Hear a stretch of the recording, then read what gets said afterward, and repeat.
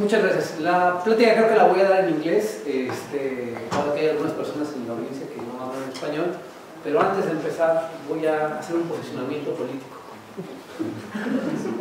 Necesitamos restaurar el capuchino. No puede haber seminario sin capuchino.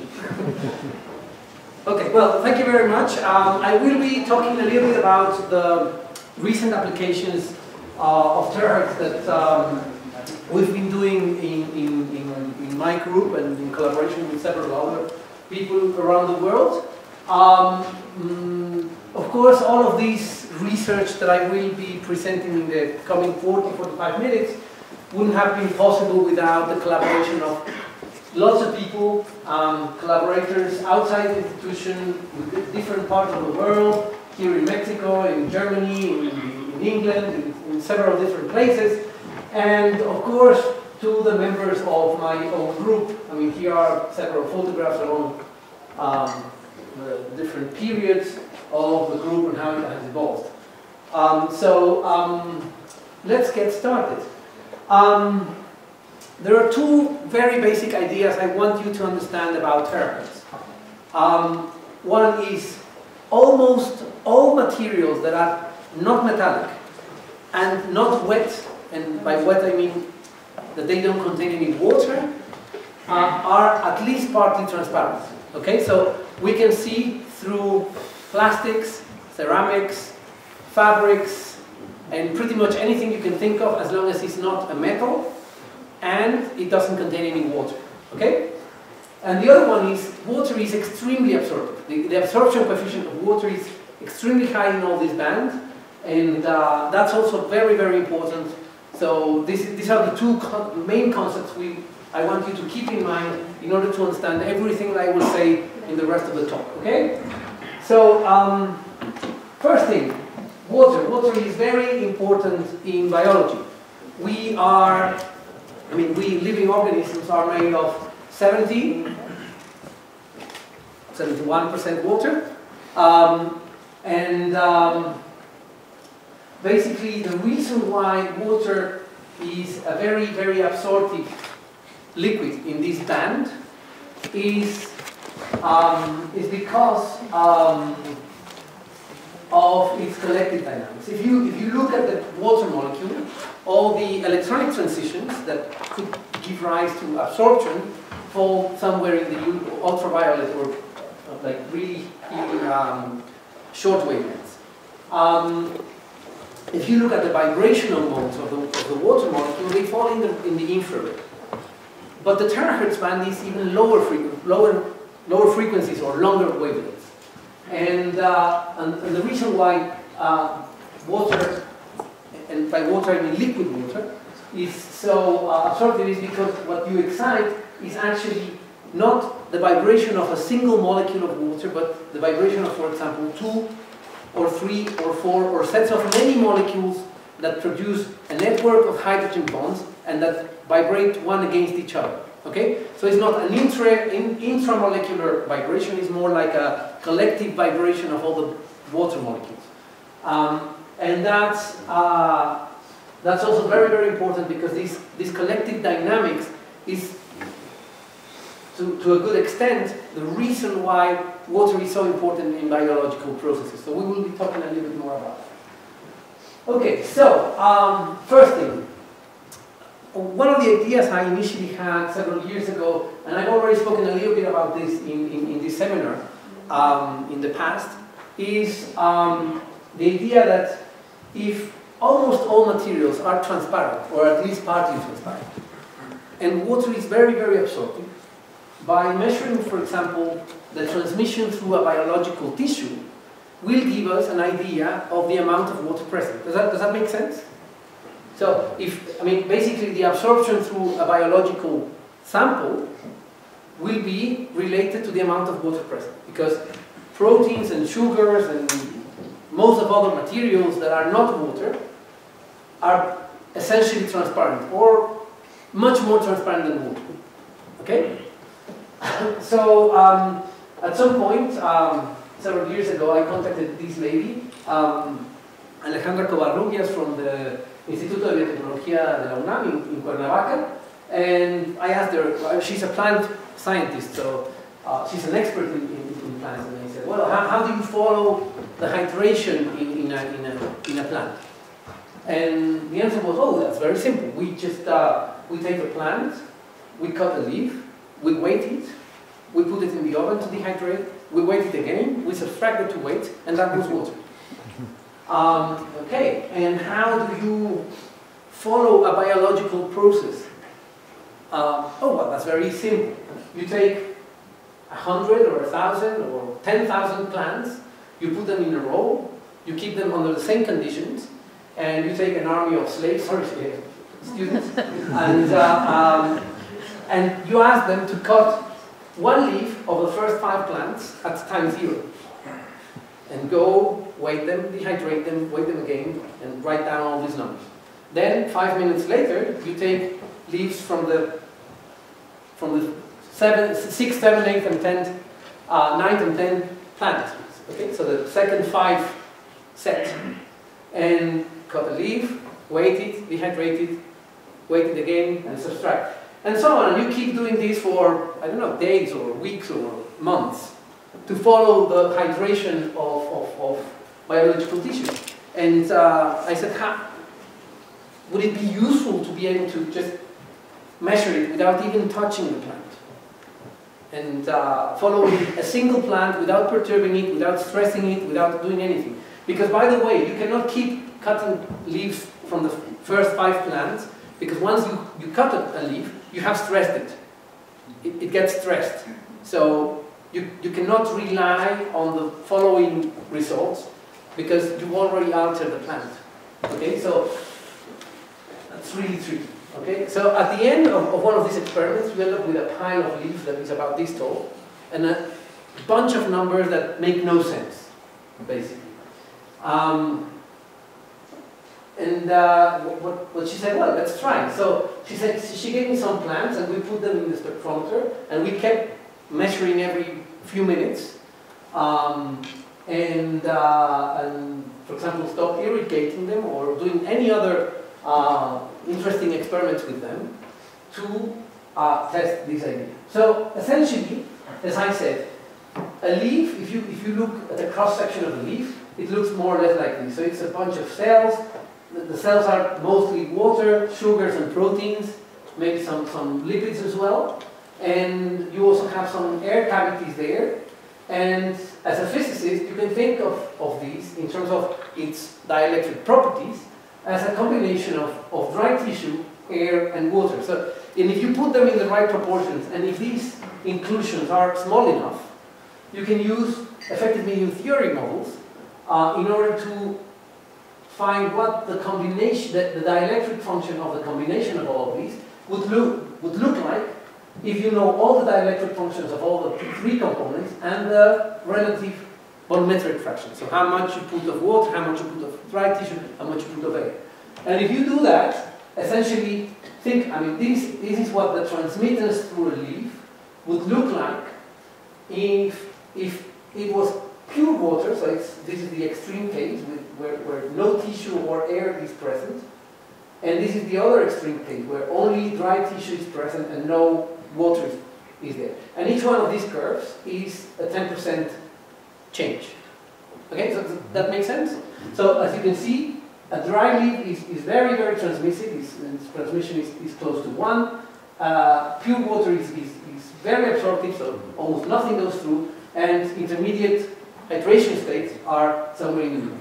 So by using this idea, we then were able to work out what the hydration of plants, of living plants, was as time passed. For example, this is an experiment where we just essentially stopped irrigating the plant at time 0, so here. And this is the way the plants dehydrate. These 2 plants are different in the sense that they are the same type of plant, but they are on different kind of soil. So the soil or the substrate where they are planted is very different. This is more like just stones, and it's it's a very poor soil that doesn't retain any water. This one is a very rich soil, very black and nice and compact. Essentially, that's the difference between these two. And no surprises there. I mean, this one takes much longer to dehydrate because the soil is much better. But I mean, one of the first things to notice is these curves don't look like an exponential. Of course, okay. I mean, an inert object, for example, a sponge. You put it in water and you then leave it to dehydrate. It will dehydrate. The amount of water should decrease exponentially. It's a diffusion process. This is not the case. It remains more or less constant for a while, and then at some point, the plant takes an active role, cutting the flow of water to the leaves, and it very quickly dehydrates. Okay, so of course the plant takes an active role, and we would have expected that. I mean, plants are living things that in a sense, maybe not constantly, but they make decisions biochemically. So no surprises there. But when we did a much more careful analysis, in order to keep the plants happy in the lab, we had to keep the temperature within certain ranges and so on, and we had to keep the lights on and off in a 24-hour cycle.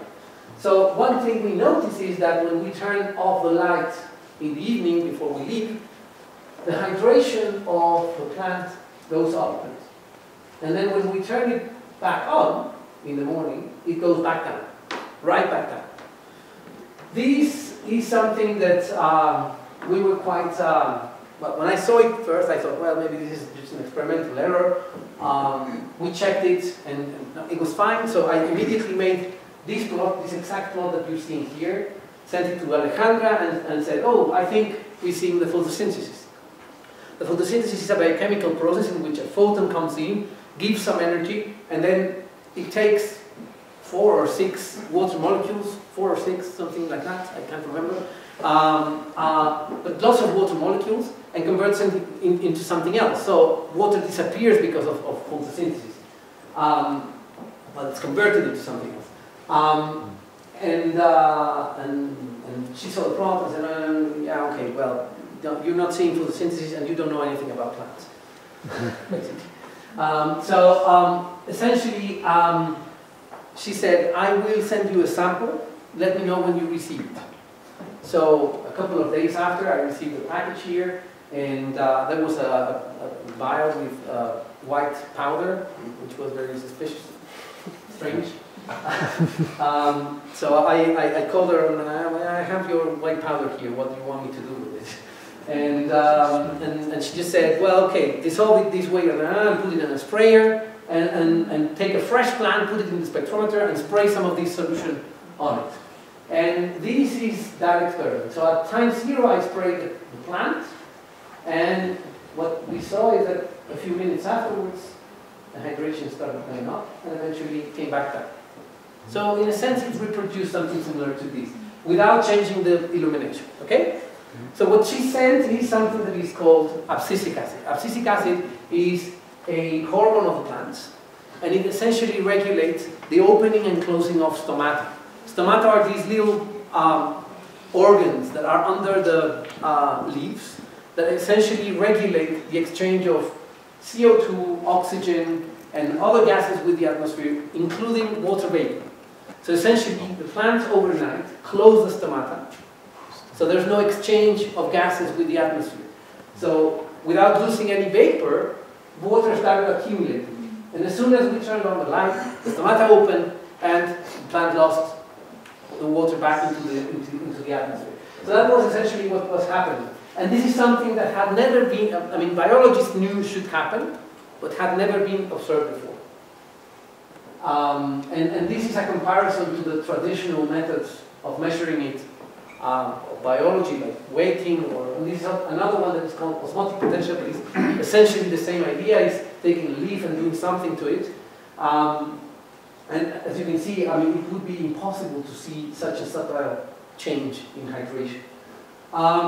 Okay, so this is something very interesting, and we've carried on working on it with different plants, different species, and so on. And then we already have some other really interesting results on that front. I will change a little bit now of application, but not of concept. So the concept will be more or less the same. The idea will be measuring hydration, okay? But before we go into that, I just want you to be aware of this. The problem of diabetes in the world is enormous, okay? So to have a rough idea, does anyone have an idea of how many we are here? 90? Let's say 100. 10 of you will have diabetes or have diabetes already, okay? So about 10% of Mexicans will have diabetes, okay? That is a big problem, and it's not a problem just in Mexico, it's in the world. I mean, we're talking about 346 million people in 2012. So now it's more like 400 million people with diabetes in the world. That's a lot of people, and it's a big problem because it's a degenerative disease. There's no cure. It's just manageable, but it's not curable. Okay, so now within all the problems that diabetes produces, there is one that is called the diabetic foot syndrome, or just diabetic foot. So more or less, as I said, 1 in 10 people has or will have diabetes, just to have an idea. So pretty much, I guess that anyone here doesn't know anyone with diabetes. Okay, it is very unlikely to find someone in an audience of this size that doesn't know anyone with diabetes. It's very common. Now, about 1 in 8 diabetics has or will have an ulcer. So the feet produce these ulcers in diabetic foods, and I will say, I mean, I will explain a little bit more why in a few minutes. But the 5-year mortality after an ulcer is 44%. That means that 44% of people, after having one of these, die within 5 years. Okay? 1 in 40 diabetics will require an amputation. This is the after traumatic accidents, this is the first cause of amputations in the world. Okay? The 1-year mortality after an amputation, 32%. So 1/3 of the people that go through an amputation die within the first year. Okay? This is a big problem. Okay? Now, why does it happen? Well, essentially the problem is that high levels of glucose in the blood produce a deterioration of the microvasculature in the feet. So essentially, the small veins and arteries in the feet get deteriorated, so there is no good circulation in the feet of a diabetic person, and this has 3 consequences. 1, water doesn't reach the area because essentially it goes through blood. So blood supplies water to the tissues, so it gets dehydrated, the foot. The nerves that are in the area are not well irrigated and they deteriorate as well. So the patient loses sensation. And the other one is the area gets immunodepressed, so the immune system doesn't work very well in the feet of diabetic patients. And this is a terrible, terrible combination.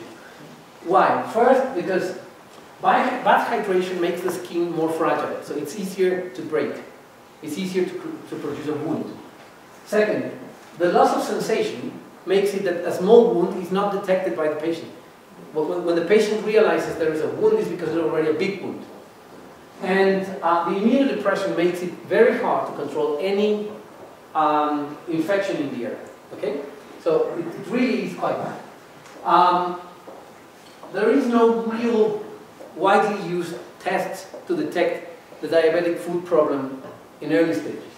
The only widely used, and widely is more or less, I would say, 1 in 10 patients gets this test every now and then. And it's essentially just taking a flexible tip. So imagine something like the tip of a broomstick, so something very flexible. You don't let the patient see, and you put the foot and start poking the foot in several different places. And if the doctor detects, and you ask the patient, okay, tell me when I poke you, okay?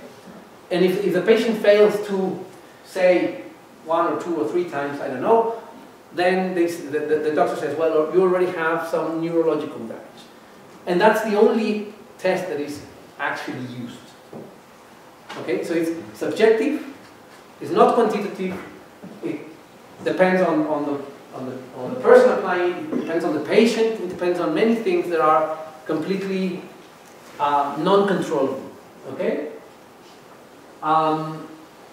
There are a few other tests that are very expensive and they're not used and they're not very specific, like using Doppler ultrasound to measure the circulation and so on, but they're really not very specific and no one really uses them.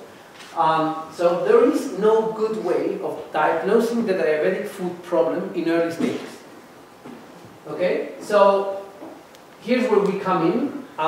The idea that the vasculature gets degraded and that produces dehydration on the skin gave us the clue. We said, okay, fine, if the most important part is to maintain the skin healthy and avoid it becoming fragile, that's something we can measure. We can measure the hydration of the skin very well. So we made a setup here.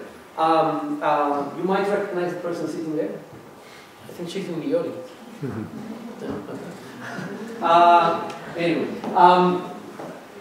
and we made this thing, and we started making some images of food of people, of non-diabetic people and of diabetic people, and comparing them. Okay, so with this equipment, basically, there were a few problems. It was very slow, so taking the image of one food at very low resolution would take about 45 minutes, so that's not very good.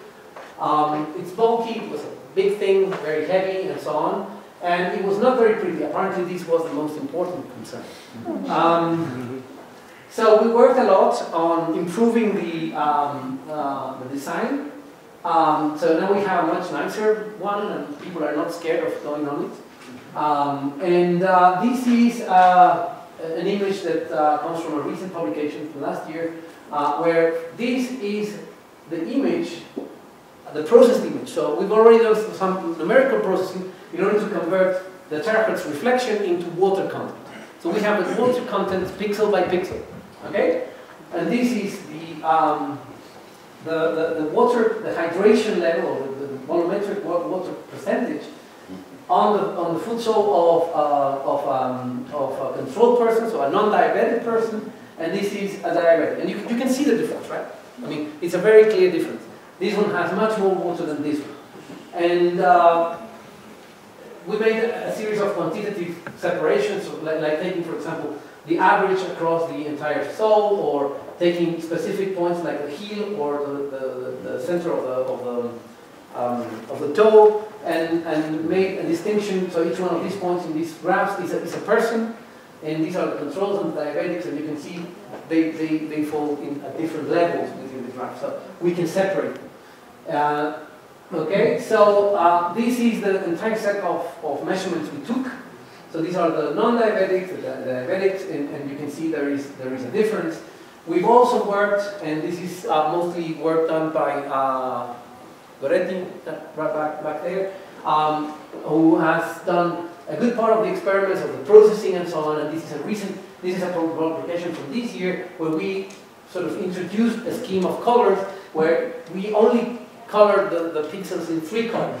So red means it's below certain threshold that is not acceptable, so it's very dehydrated. Yellow falls in a gray zone that we're not completely sure, and green is well hydrated. And so this is a scheme that clearly recognizes areas of risk in patients, and you can see, I mean, non-diabetics are mostly green, so they're fine. Diabetics, especially these 3 guys, they are in pretty bad condition. These guys in particularly bad condition, and this is not an error that is upside down. This is a person that had already undergone the amputation of one foot, so we have to scan the other. Okay, so this is a good indicator that someone that already has a considerable amount of deterioration is detectable with this technique. So I will skip this, and I will keep on talking a little bit about the water and aqueous solution. So basically, as I said, the reason why Terahertz is highly absorbed by water is all these collective dynamics. Now, when you dissolve something in water, so if you put a substance, a sugar, a protein, iron, you name it, basically the water around it, the first few layers of water around it, will produce hydrogen bonds that will either align the water molecules with the oxygens pointing to the solid, or the hydrogens will be pointing to the solid. So it's either one, it depends on polarity and several other things of whatever you're dissolving, but essentially this happens. And what happens then is that these water molecules that fall in the first few layers get their motion restrained. These hydrogen bonds will not let them move in the same way they move when they are away, when they are in bulk water. Does that make sense? Yeah? Okay, so the motion, the collective motion of these first few layers that are called the biological water or hydration sphere, or I mean there are several different names to call it. These first few layers have a completely different collective dynamics to the ones of bulk water. So, and these first few layers are the most important in biology. They actually are expected, well, many simulations demonstrate that these first few layers actually trigger many of the biochemical reactions that are needed for life. For example, the folding or unfolding or changes of three-dimensional structure of proteins are triggered by these first few layers of water. So understanding the dynamics and not just the dynamics, but being able even to identify these few layers of water is something that is very important for biology, and there are not many techniques around to do this. So Terahertz is great because what it probes is this collective dynamics, exactly.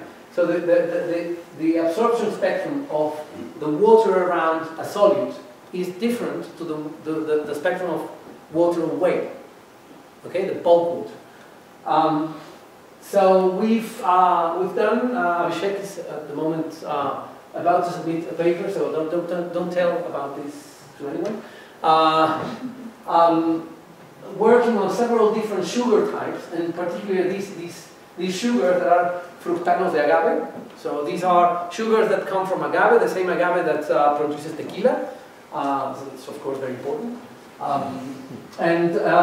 These sugars actually are important for other reasons. In particular, they are good in the production and protection of many foods. So if you add them into foods, they protect them from freezing and from several other things that happen. And although they remain sweet, they are not degraded by the human stomach enzymes.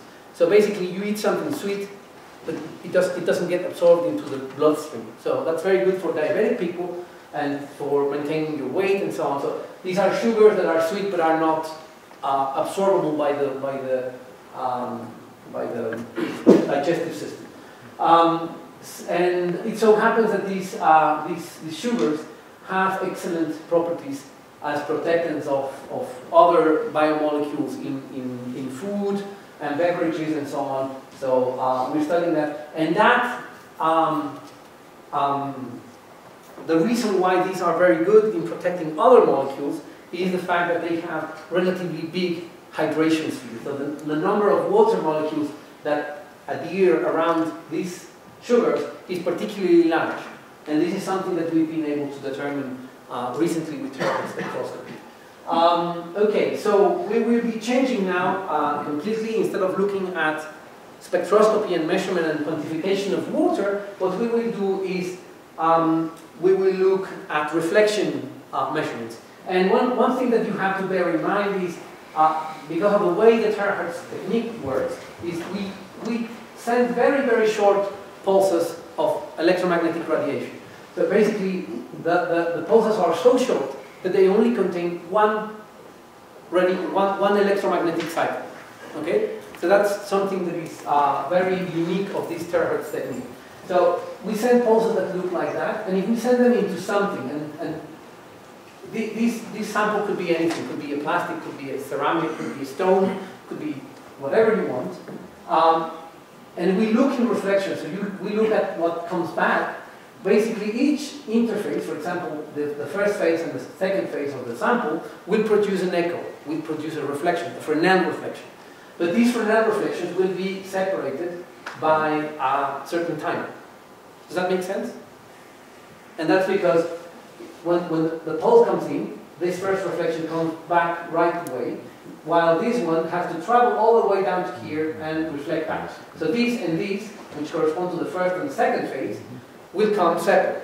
But if there's, for example, a crack in between, or an interface between two materials, other echoes will start appearing. Does that make sense? Yeah? Okay, so in principle, by measuring the distance or the time in between all these echoes, we can reconstruct the three-dimensional structure of whatever is inside. Okay? So we've used these in several different systems. One is actually stones. We've been studying, for example, this is the way a reflection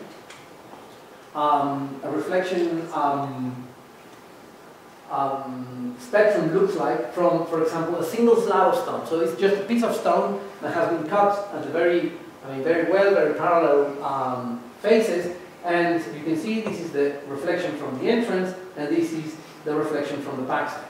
Okay, and it's separated by some amount of time. But if we put then a second piece of stone, and we produce a small air gap in between, so that looks like a crack, we can separate these two. So we have the first phase, the exit of the first stone, and then the re-entry in the second stone. Okay? So in principle, we can reconstruct the structure of all these layers. Does that make sense? Yeah? Okay? So we've used these in the real world. So this thing that you see here is stone medallion. Is a piece of rock that is about this big, about that thick. It's about 2 tons, so it's very, very heavy. It was part of a German castle that was destroyed in the Second World War. So this is just a piece of stone that was lying there. It was very deteriorated, of course, because of bombings, but also because of weather, freezing, water, salinity, and everything that has happened in the last, I don't know how many 100 years, okay? And what we did is, stone doesn't present any contrast in the X-ray. So seeing anything in stone with X-rays doesn't work, doesn't really work. So for example, the conservators were very concerned of cracks that were particularly running along the surface. So if you have this stone, so if we put it lying on its side, so if we have cracks that run along the surface, those ones are particularly hard to detect, and they wanted to restore this thing. So what we did is we did a bunch of measurements all across. I'm presenting only 4 here. Can you see the dots there in the line? Can you see all 4 dots? Yeah. Yes? So these ones are, these are color coded. So as you can see, all this area here that is in between these dotted line actually presents a second echo that is about 45 picoseconds inside the stone. So that's a few millimeters. So there is a crack there. There is a crack that is hidden under the stone right there, while in the rest of the stone, no echo appeared. I mean, I'm just putting an example here. Measurements were taken all across, but I just put a few just to give you the feeling of what it looks like and so on. Okay. Another work that we've done around cultural heritage and art is using these for oil paintings. So pinturas al óleo. Okay. Basically, this is Montserrat. Montserrat is was art restoration student. She did her thesis here at CO, and she spent about 1 year here. And the first thing we asked her to do is, okay, let's make a very simple painting and see if we can find layers and if we can distinguish them. So she made, she took a piece of canvas, put a red circle on top, covered it with a blue layer, and then put a yellow square on top. And this is what the three-dimensional reconstruction of all the layers looks like from the terahertz data. And you can even see the curvature of the canvas, some defects there in the canvas, and so on, and all the paint layers that we could separate. Okay? So we decided to take this technique to a more real set of samples. So here is where all these people get involved. Montserrat, she's the student that I already introduced. Caralusa and Mirta. Mirta is from the Colegio de Michoacán. They are experts in techniques of characterization of art and so on. So she's somewhere in the middle between science and art. Caralusa is the person in charge of INA Guanajuato, so she gave us access to all these art pieces. And Corina was a postdoc here in my group who's also super skilled with working with art pieces and Terahertz. So this is the altarpiece that we studied. This is the altarpiece of Purísima del Rincón, which is about half an hour from here. We studied, I mean, it has many different oil paintings around. So we studied a few of them. And the most important thing, let me just repeat it. These, I mean, if you ask anyone at Purísima del Rincón who painted this altarpiece, everyone will attribute it to Hermenegildo Bustos. Okay? Hermenegildo Bustos was a painter of he took part in a restoration of the altarpiece in 1903, but actually it dates from 1720, so it's impossible that he painted it originally. So, and a good part of the history of this altarpiece was uncertain. Okay, so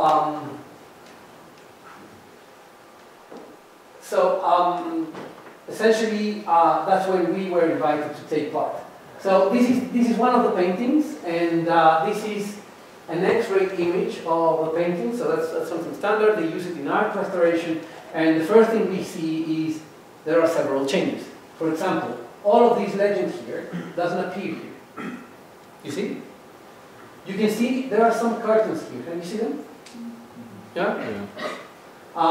If you look carefully, and maybe we don't have enough time, but all these faces are much more creepy than the ones that are shown in the current painting. So there was clearly some sort of cultural change at some point, and they decided to make these faces much nicer, less aggressive. Yes, we already detected a number of changes. Now the thing is, with X-rays, the only thing that gives contrast in the X-rays is lead white. It's a kind of white paint that is no longer used, and was used about, it stopped being used about 100 years ago, but it was used before. Okay? So, we only see what was painted in lead. And we will focus in this part of the painting, okay? So that's the face of Jesus. There's no reason in particular to talk about Jesus right now, but this is what the face looks like right now, okay? And this is the signal that we can discover at the surface. So as you can see, there is one face there. Okay, this is a Terahertz image. Then, if we keep moving along the signal, we find another face that appears about 10 microns under the surface. Okay, and this is the image that appears in the X-rays. And as you can see here, there's one particular difference between these two, and is this tear. Can you see here? There's a tear. Okay, which appears here, but not there. Okay, so we're seeing at this one. But if we go about 90 microns even further, this other face appears. Can you see it? Or am I imagining things? Okay, so the two eyes there, the nose, here is more or less the beard. And this is a drawing that we made just to more or less guide the eye. There are several differences. I mean, this square is exactly the same square, so it's exactly the same area on the canvas. But this one has several differences. First, it's not as detailed. You cannot see many details. It's much more blurry, right? Mm-hmm. Second, this one is looking forward. If you follow the eye, it's looking forward, while this one is looking down. Yes? Does that make sense? Can you see it? Or am I imagining things?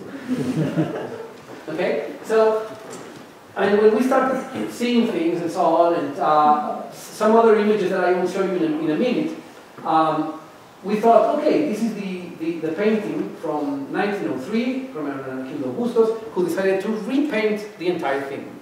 So the old scene is hidden behind, but it was not a restoration, it was really a repaint. Then we have this face that appears right there, and this one, essentially, we thought, well, okay, this might be from another restoration that was somewhat documented in the church in 1816. Okay, and this is the original from 1725. Okay, then we're now sure that this is not, this is a combination.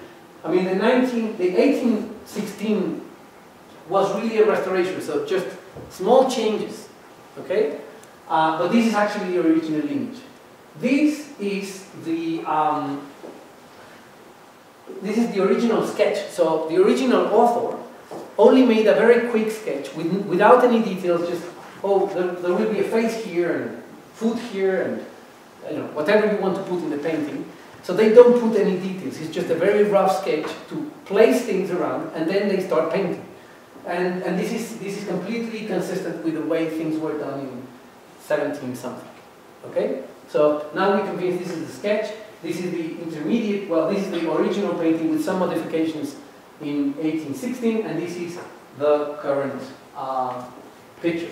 These are all the things that we found. For example, we found a date that is hidden that says 1816. So we're sure there was something happened to the paintings in 1816. There was actually a signature that I'm not showing today, but there is a signature in another part of one of the paintings that no one has been able to recognize, but we think corresponds to the person that made these engravings. So the person that modified the paintings in 1816. And we can see this 1816 in Terahertz here. It's not a very good image, but it can be seen. And it lies on this painting right there. There are some others in which we found that it's not just a change in the, oh well, the faces are less creepy and a bit more friendly, but Bustos really decided to redo the paint. So if we focus on this part, you will find that on the surface, here you have the face of a virgin, but actually behind there is an image of Christ. Okay, so he really decided to change the composition and everything. And we were able to find, I mean, this is what we call a stratigraphic cut. So this is something that is basically, if you take a cut of the paint perpendicular to the surface, you start finding all these layers, and we can separate them with the Terahertz. And what we found is that, for example, in this area here, there is something. Can you see it there? Yes?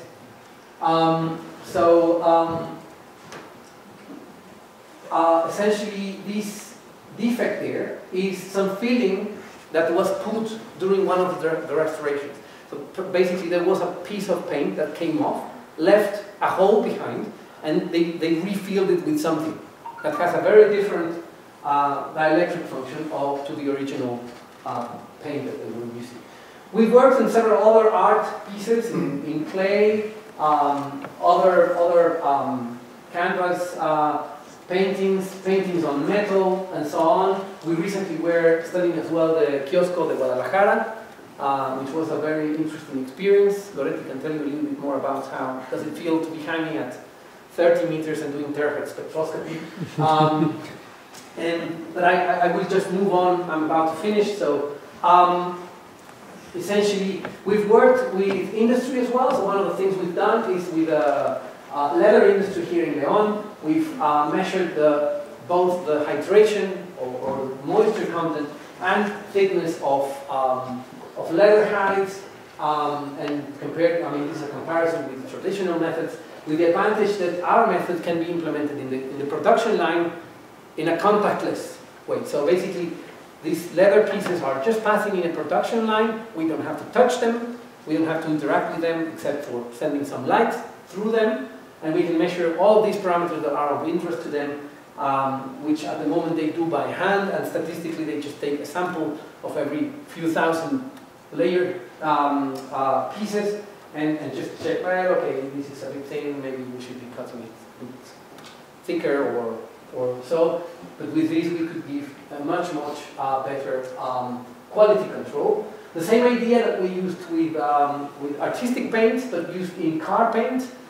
You would be surprised the way that the paint layers in a car are measured. At the moment, they actually take a piece of a car out, they take a drill, they drill a hole through it, and they put it, they take the piece and put it sideways on a microscope and start measuring, and they decide, well, okay, maybe it's a bit thin, and oh, put a little bit more, okay? And half an hour later, they take another one and drill a hole through it, and of course all of this is thrown away, and there's no way to know exactly where each one of the pieces was. We can do this again in a non-destructive, non-contact way. And just going a little bit into optics, one of the really nice things of working at terahertz is that the wavelengths that we are using are about 1,000 times longer than in the visible. Okay? So that means that even though the surface of a 3D printed piece looks a bit rough, at those wavelengths, it's actually an optical polish. Okay? So we can easily print all sorts of different components. Some of these were actually printed by Olivia, right? Okay. We can print all sorts of different optical components, even some that are in principle impossible to produce for the optical range, just because polishing glass with a very strange shape is very hard. And so we've tried several different things. For example, we produced a green lens. Does everyone know what a green lens is? Does anyone not know what a green lens is? Okay. So a green lens is, if you think of a lens, a normal spherical lens, what you have is something that looks, let's say, a flat surface and a curved surface, right? A wavefront comes in, and the rays that go through the center will take longer to pass the lens than the ones that go through the edge, just because they will have to go through more glass, right? So the wave gets delayed in the center and ahead on the edges. Does that make sense? Yeah? And basically that curves the wavefront and produces a focus. Okay? So it's essentially producing a focus implies delaying the center with respect to the edges. Okay? Instead of doing that, what we can do is we can use a piece, a component that is flat, but has a higher refractive index in the center and a lower refractive index in the edges. Okay? So that's what a green lens is. It's a gradient refractive index. That's what green means. Gradient refractive index lens. So what we have is this component that has a continuous variation of the refractive index across the piece. And we made this with a 3D printer, and it was just basically printing a spiral, and we control the spiral in such a way that at the beginning, in every turn, you increase the radius of the spiral exactly by the amount of the filament that comes out of the 3D printer. But as you go along, you add a little bit more, so that you leave a little bit of air in between layers. And then a bit more, and a bit more, and a bit more. So what you end up is a component that looks like this, that is solid in the center, but has air in between layers in the edges. Okay? And that essentially produces an effective medium that has a lower refractive index in the edges and a higher refractive index in the center. And these are the simulations, but this is actually the experimental characterization. And this is an image of the focus as a function of frequency. And as you can see, this is the diffraction limit. And essentially, it works very, very well within the diffraction limit up to about 800 gigahertz. So that's pretty good. We've done some artificial birefringent components that can separate polarizations, for example. So this cube has two different refractive indices for different polarizations, and has an interface. So basically, the refraction at that interface happens at different directions, and we can separate the light. This is another very interesting non-conventional component. Everyone knows what a half-wave plate is, right? Does anyone not know what a half-wave plate is? Okay. So if you have a wave plate and you turn it around, basically it changes the angle of, see, if you come in with linearly polarized light, it will change the angle of polarization, right? Now what we did is a wave plate that has a different orientation of the fast and slow axis in each point. So it looks a little bit like parabola over there. Can you see? Yeah? So essentially those parabolas define the fast and slow axis. Okay? So it's essentially a half-wave plate that has different axes of fast and slow propagation in each point. Okay? And if you send a linearly polarized beam into here, what you end up with is a what's called a radially polarized mode. I don't want to call it a radially polarized light because radial is not polarization state. But it's an electromagnetic mode that is linearly polarized in each point, but it follows a distribution of polarizations that points always in and out of the beam. Does that make sense? Yeah? If you put it at 90 degrees, so if you just rotate these 90 degrees, what you get is a spirally polarized, not a spiral, a smoothly polarized beam. So it's a beam that basically, if you follow the electric field vector field, what you get are circles. It's like a vortex. Okay? And if you put it at some, let's say, 45 degrees, what you get is a spiral mode. And the interesting thing is these modes are, you can demonstrate that they are orthogonal to each other. So you can codify information in different channels for different polarization modes. And so you can use a single frequency to send several channels of information, for example. So just a very few final ideas. In order to have terahertz in the real world, as we can see, I mean, we've already developed several applications. It's not just us, there are many groups around the world doing these kind of things. So many really useful applications have been demonstrated, but we still need to bring the cost of the systems down by 1 or 2 orders of magnitude. So terahertz spectroscopy is still an expensive game. And we need reliable, mass-producible components. So at the moment, we still make terahertz lenses and terahertz components in general, one by one. And it's something that will have to be produced, mass-produced. Once we have this, I think we will start seeing terahertz systems in the real world. And I think that's exciting. So that's pretty much it. I want to thank everyone in this slide and the people in my group and former people in my group and so on. If you have any questions, I'll try to answer them. Please, in Spanish or English, that's fine. Thanks to the speaker for his interesting we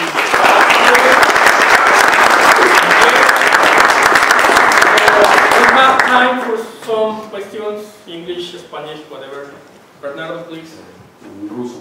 En ruso. Oye, bueno, 3 cosas que se me ocurrieron. La primera es con las plantas. Ajá. Las cactáceas, las estomas, evolutivamente cambiaron su... ¿Ah, lo estás haciendo? Están en el laboratorio. Bueno, ponme al menos en los... Sí, ahí en los agradecimientos. Hace 15 días te habíamos puesto en los autores, pero ahorita ya en los agradecimientos. Too late, bueno. Ya todos los seminarios de 15 días. No, excelente. Entonces luego me encantaría ver eso, ¿no? Porque, sí. Bueno, para los que no saben, todas las cactáceas sobreviven en el desierto porque su ciclo de respiración, estomas está invertido. Lo cambiaron, los estomas los abren de noche cuando no hay calor y no se deshidratan. Ese es el truco por el cual Abhishek está haciendo ese experimento. He is doing these experiments right now. Excelente. Okay. Bueno, ese es uno. Sí. El otro fue en estos azúcares, esa agua superficial que tú le llamas, digo, ha sido estudiada por largo tiempo, ¿no? Y se me ocurre si con tu técnica se puede estudiar cavitación microscópica. Cavitación no. ¿O hay alguna razón por la cual? Bueno, no, a lo mejor sí, sí se podría. Lo que pasa es que lo que no puedo es distinguir probablemente. O sea, si es microcavitación o es una burbuja grande, yo en realidad no la puedo distinguir. ¿No? Bueno, tal vez no importa, más bien mi idea era, no importa el tamaño de la esfera de la cavitación, el vacío que se forma ahí, sino más bien la orientación en la superficie de esa, de esa esfera y ver eso qué tanto tiene que ver con lo de los azúcares. No más como idea de ver si... Me da la impresión que no deben tener mucho que ver, en el sentido de que digo, las biomoléculas las empiezas a poner en condiciones extrañas y se mueren, ¿no? Ajá. Y digamos, su agua superficial no sé qué tanto pudiera ser influenciada por el hecho de que haya cavitación o no. ¿Podríamos entender? No, pero yo no digo que en los seres vivos o en los materiales vivos haya cavitación, nomás bien estudiar, porque eso se me hace que es un problema de entropía. ¿Sí? No entropía, perdón, estoy diciendo mal, de espacio-fase. ¿Sí? O sea, qué tanto puedes acomodar en qué espacio, y entonces las moléculas, sí. De hecho, bueno, pueden generar estas posiciones nada más por el simple hecho del espacio que tienen para ocupar. Y no tanto las interacciones ahí complicadísimas que puede haber. O sea, puede ser un fenómeno muchísimo más general, mucho más sencillo. Y por eso sí, no podría hacerlo en algo que nada tiene que ver, ahí es vacío, no tiene nada que ver con un ser vivo, con moléculas vivas, pero nada más es el espacio-fase en donde pueden acomodarse las moléculas. Y a lo mejor por eso los hidrógenos se van preferentemente hacia afuera, ¿no? Bueno, depende, o sea, depende de lo que disuelvas, porque a veces se apuntan los oxígenos o a veces se apuntan los hidrógenos. Depende de si la superficie es positiva o negativa, ¿no? Claro, bueno, pero en fin, eso a ver lo discutimos. Sí, claro. No, bueno, la última nada más, de esto de los metamateriales que estás haciendo, nosotros para poderlos, ¿cómo se llama? Sí diseñar. Necesitaríamos saber la función dieléctrica de los materiales en terahertz. ¿La puedes tú medir? Sí, totalmente. Sí, completa. Ajá, o sea, en el rango de cálculo la podrías tú... Sí. Trivial. Del material. Es el experimento más fácil que podemos hacer en toda la vida. Es el material del plástico que vais a usar. Es más, el plástico de una vez te digo, es índice de refracción 1.5 con parte imaginaria 0. Así en el rango de frecuencias que tú Igual pueden seguir discutiendo con un capuchino el viernes antes de No, sí, el viernes yo voy a boicotear el seminario si no hay capuchino. Bueno, yo tenía dos preguntas. Primero con el pie diabético, ¿ustedes tomaban en consideración, por ejemplo, el sudor? Bueno, porque pienso que puede ser algo que vaya a afectar, y como cada persona, algunos... Sí, Goretti hizo varias pruebas alrededor de esto, desde si, por ejemplo, hacer una limpieza, o sea, al llegar, ¿no? Limpiarlos con alcohol, hacía alguna diferencia o no, si la misma persona, quitándose los zapatos, haciendo la prueba o dejándolos media hora, había alguna diferencia, etcétera, etcétera. Las diferencias son absolutamente marginales. Entonces, básicamente no. O sea, supongo que un caso extremo, así que llega goteando, pues sí, ¿no? Pero en general no. O sea, las diferencias se hicieron como 4 o 5 pruebas, ¿no? Y era absolutamente marginal la diferencia. Ok. Y la otra iba más cuando comentaba que mandaba un pulso y recibía los ecos para la reconstrucción. Bueno, como que lo asocié mucho pues, a una técnica, por ejemplo, de ultrasonido. Es un ultrasonido electromagnético. Y entonces la pregunta era, como, ¿qué tanto puede penetrar? ¿Qué capacidad? Eso depende mucho del material, ¿no? Por ejemplo, incluso en las piedras es muy diferente. Una piedra muy sólida, como un mármol, por ejemplo, penetras muchísimo. Una piedra muy porosa, el scattering te mata y pues estás hablando de 1 o 2 centímetros. Pero en un mármol puedes pasar, no sé, 10 centímetros, algo así, y seguir viendo. Sí, imaginaba, pero por ejemplo en el tejido... En el tejido biológico ves las primeras 300 millas, porque el agua no te permite ver más allá. Ok. Sí. Gracias. Una pregunta por aquí. Hola, me preguntaba si habían explorado una aplicación que se da mucho en mecánica de suelos. Cuando se hace un estudio, va uno, perfora, saca una muestra y usualmente lo que hace es hacer varias muestras que las meten en el horno y les determina el contenido de agua. Okay. Entonces no sé si por ahí haya un estudio. Nunca lo hemos hecho, ¿no? De hecho, digo, nunca he trabajado con, pero como ven, me gusta trabajar con gente de todas las áreas. Si tienes alguna sugerencia, claro que sí, lo podemos investigar. Okay, bueno, gracias. Sale. Yo tengo una pregunta y una observación. No sé cuál quiera ustedes primero.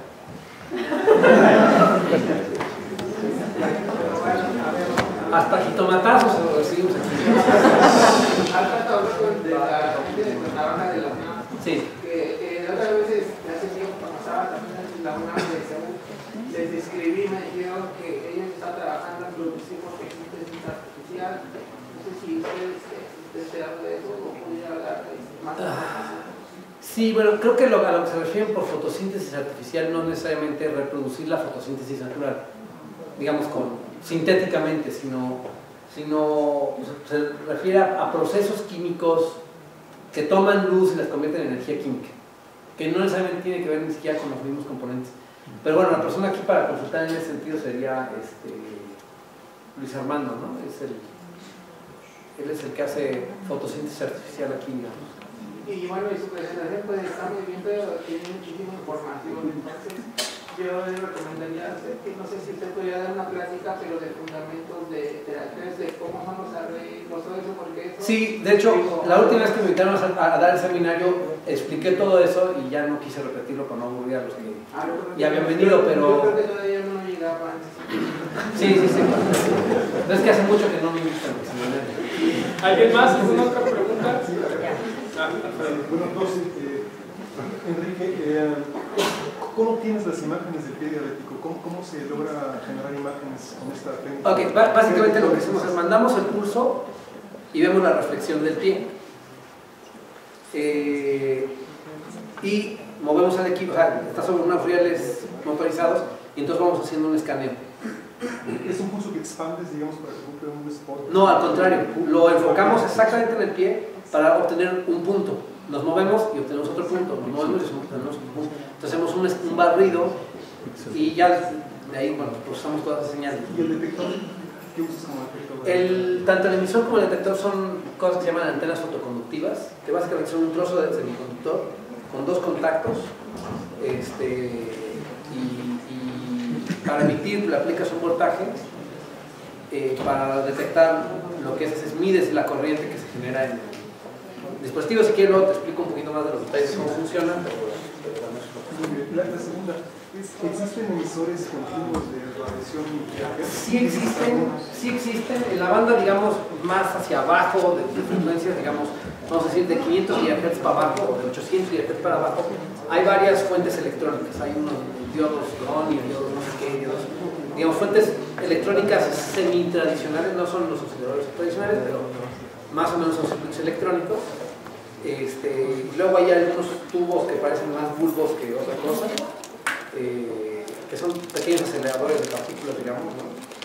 Y esos llegan como hasta 800 GHz. Y más para arriba hay unas cosas que se llaman láseres de cascada cuántica. El problema es que esos, entre, digamos, 2 terahertz y 5 terahertz, necesitan trabajar a temperaturas criogénicas. Entonces necesitan helio líquido, ¿no? Entonces sí, llegas, lo enchufas y mientras lo mantengas frío, funciona muy bien. Ya arriba de 5 terahertz ya puedes enfriarlas con celdas Peltier o con otra cosa, y eso sí ya son más compactas y más amigables, ¿no? Entonces ahí hay una región que es un poquito complicada, digamos, como entre los 500 GHz y los 4 terahertz por ahí, sí, es relativamente complicado, pero sí hay, nada más que usar criogénicos y cosas así. Bueno, creo que ya se nos acabó el tiempo para las preguntas. Damos las gracias.